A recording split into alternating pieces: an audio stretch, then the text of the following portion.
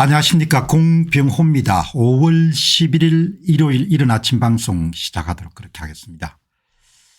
자, 여러분들 요 며칠 사이에는 생활 리듬이 좀 깨질 정도로 한국 상황이 워낙 이렇게 급박하게 돌아가니까 어이가 없기도 하고 또 딱하기도 하고 또 참담하기도 하고 황당하기도 하고 놀랍기도 하고 한 요 이틀 사이 정도에 펼쳐진 일들은 참 많은 것을 생각하게 합니다. 이제 오늘도 여러분 이 쌍권 권성동 권영세 씨가 이제 주도한 일종의 국힘 쿠데타죠. 쿠데타가 이제 제압이 된 당원들 전체 회의에서 제압이 됐으니까 결국은 이제 정당 민주주의가 완전히 파멸 상태로 이렇게 굴러떨어지는 것을 당원들이 막은 겁니다. 국민의힘의 당원들이 이제 쌍권 쿠데타가 실패한 거죠. 당 3역이 당연히 물러나야 되고 권성동 씨는 원내대표직을 유지하고자 그렇게 하는 모양인데 물러나고 이번 참에 그냥 국회의원직들도 다 벗어야 되는 거죠. 그 정도로 심대하고 아주 중대한 그런 일종의 불법을 저지른 거죠. 그 이제 불법을 저지른 사람들이 다 율사 출신들입니다. 권성동 씨하고 권영세 씨가 다 율사 출신들이기 때문에 법 기술자답게 법을 이용해 가지고 결국은 후보직을 찬탈하는 그런 계획을 실행에 옮겼고 이제 그것이 결국은 국힘당 다수의 당원들에서 제지가 당하는 그런 상황이 발생했기 때문에 그 사람들에 대해서 법적 도덕적 윤리적 책임을 묻고 넘어가야 되지 않겠느냐 그런 생각이 듭니다. 또 뿐만 아니고 이번에 한 80여 명 정도의 국민당 국민의힘의 국회의원들이 대부분 다 정권을 비대위가 어떻게 결정 내릴 걸 알고 다 위임했기 때문에 이제 국힘당 국회의원들도 뭐 전부가 거의 전부가 나경원이라든지 윤상현이라든지 안철수 씨나 이런 사람을 좀 제외하고는 전부 다 이번에 국힘 주도 쿠데타에 여러분들 가담했던 또 찬동했던 그런 사람들인 거죠.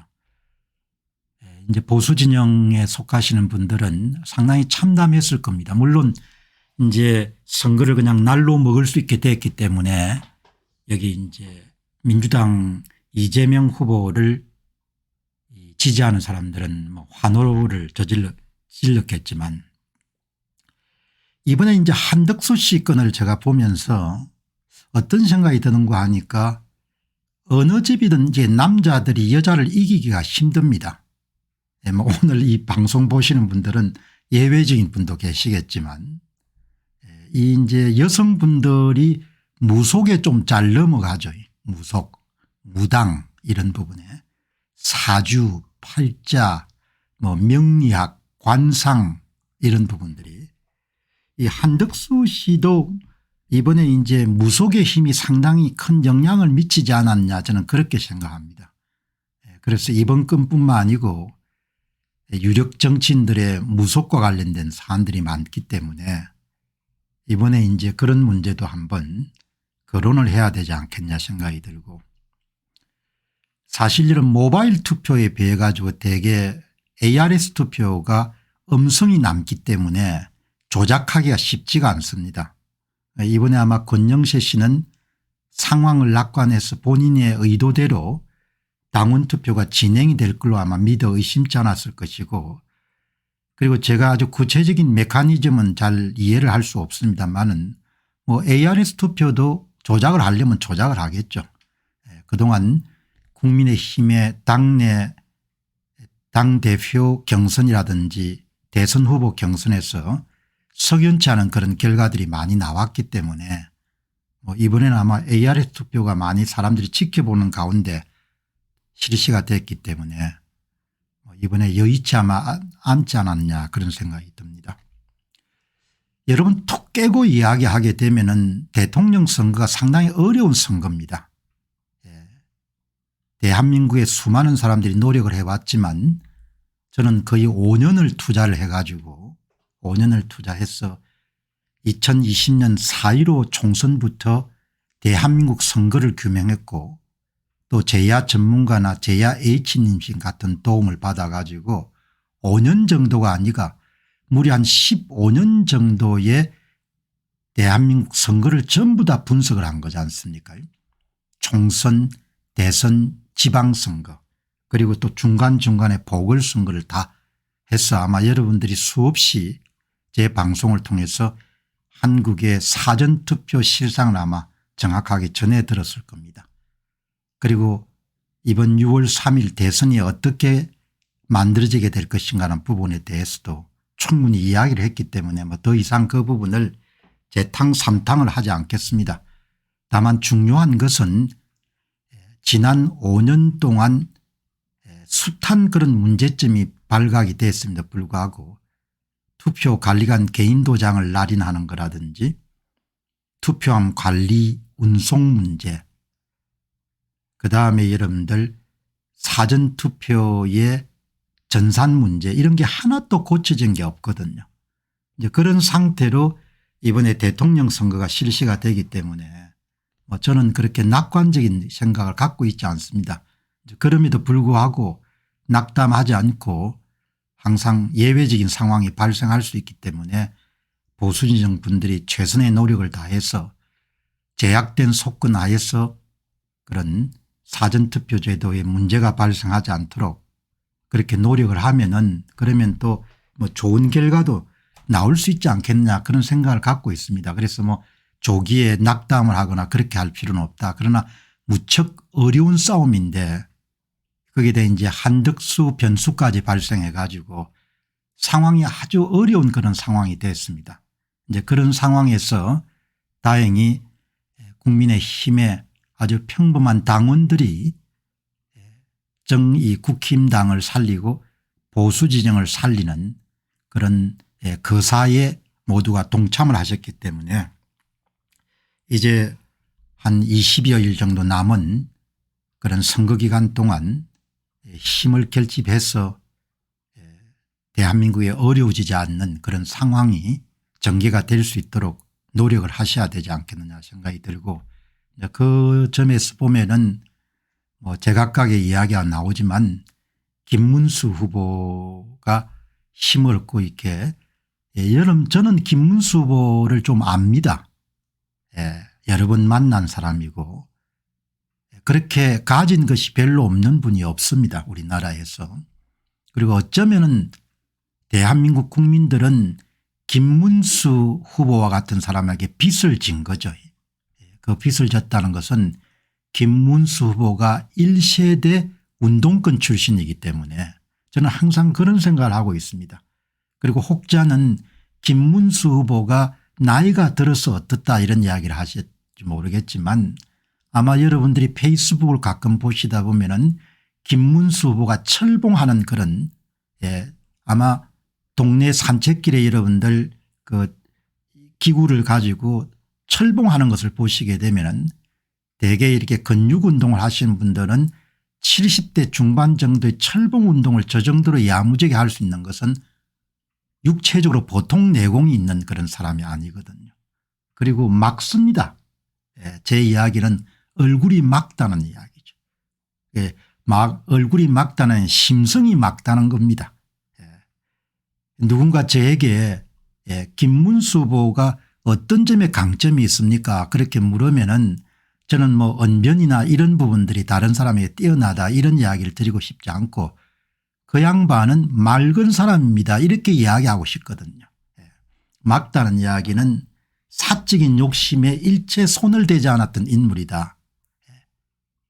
도지사를 여러분 2번 하고 국회의원을 3번 정도 했죠. 모은 재산이 별로 없지 않습니까? 그래서 이런 뭐 꽃길을 걸어온 한덕수 씨하고는 뭐 이렇게 게임이 안 되는 거죠. 내공이라든지 그런 부분에 미뤄보게 되면은. 그래서 당원들이 선택한 그런 결과에 따라 가지고 한 20여일 정도 남은 기간 동안 오늘 방송을 보시는 분들도 나라의 앞날을 위하거나 이런 분이 계시면은 힘을 합쳐 가지고 김문수 후보가 선전할 수 있도록 그렇게 이제 힘을 더해야 되지 않겠냐 생각이 들고, 어떻든 간에 사리 사욕이라든지 이런 부분에서 국정 운영 경험, 그리고 또 이제 사적으로 대통령이 되려면은 나름의 스토리, 우리가 흔히 하는 서사가 있어야 되잖아요. 서사가. 강남의 좋은 집안에서 나서 공부 잘해서 서울법대에 들어가고 이런 서사가 아니고 풍찬 노숙 생활을 하고 대의를 위해서 이런들 직접 본인을 던진 그런 소위 스토리가 있어야 되지 않습니까? 그런 면에서 보게 되면은 김문수 후보는 충분하게 대통령 선거에 도전할 만한 그런 자격이 있는 사람인 거죠. 자격이 있고, 아마 김문수 후보를 여기 계신 분들이 만나신 분들도 계시겠지만 저는 경기도지사를 할 때도 여러 번 만난 적이 있고, 그다음 그 이후에도 뭐 방송 때문에 아니면 그런 이런저런 기회에 만났지만 뭐 지사가 있을 때나 그 이후나 간에 사람이 별로 이렇게 폼 잡는 게 없는 겁니다. 항상 낮은 대로 이마소서에 익숙하기 때문에 설령 본인이 큰 자리를 얻는 데 성공하더라도 사람이 변함이 없어야 되거든요. 사람이 그게 어렵습니다. 사람이 완장을 차고 난 다음에 변함이 없어야 되는데 그렇게 하기가 상당히 쉽지가 않거든요. 그런 면에서 보게 되면은 뭐 당원들이 좋은 분을 선택하셨다 이렇게 생각하시고 이제 힘을 모으셔 가지고 그렇게 좋은 성과가 있을 수 있도록 그렇게 노력을 하셔야 되겠고, 그다음 이제 한 가지 더 제가 강조하고 싶은 것은 현재 한국의 사전투표 제도 하에서 참 어려운 선거입니다. 어려운 선거이기 때문에 그 점을 제약 조건을 두고 다들 이렇게 분발을 하셔야 되지 않겠느냐 그렇게 생각이 듭니다. 그리고 여러분 학창시절에 공부를 잘해 가지고 공부를 하는 거하고 필드에 직접 야전 경험을 갖는 것은 참 다르거든요. 야전 경험이라는 것은 피가 떼고 이러면 살이 되는 그런 경험이기 때문에 그 경험은 되게 평생을 가는 그런 개인의 자산 가운데 하나입니다. 그런 면에서 보게 되면은 특히 좌파 진영 활동을 오랫동안 해왔기 때문에 젊은 날, 그리고 이제 정치인으로 이렇게 변신을 해가지고 어느 누구보다도 투쟁력이 있는 그런 분이니까 한번 힘을 더하는데 여러분들이 다 이렇게 십시일반으로 도움을 주시면은 좋지 않겠느냐 그렇게 생각이 듭니다. 여러분 오늘 방송은 한번 총정리하는 시간을 제가 갖도록 그렇게 하겠습니다. 요 며칠 사이에 전국이 워낙 여러분들 급변했기 때문에 저도 약간 생활의 리듬이 깨질 정도로 혼란스러운, 웬만하면 이렇게 여러분들 방송을 준비하거나 이런 데 어려움을 겪지가 않는데 그런 부분이 있었는데 오늘 1부 2부로 나누어 가지고 그렇게 방송을 드리도록 그렇게 하겠습니다. 여러분 이제 오늘 뭐 다 이제 아시는 바와 같이 국힘 주도 쿠데타가 이제 진압이 된 거죠. 국힘의 대다수 국회의원들이 동조를 했고 아주 소수의 사람들을 제외하고 그다음에 당 3역이 비대위원장하고 원내대표 그다음에 사무총장이 소위 쿠데타를 주도한 주역인 거죠. 그 사람들이 이제 진압이 된 겁니다. 당원들이 한덕수를 거부하는 그런 상황이 발생했기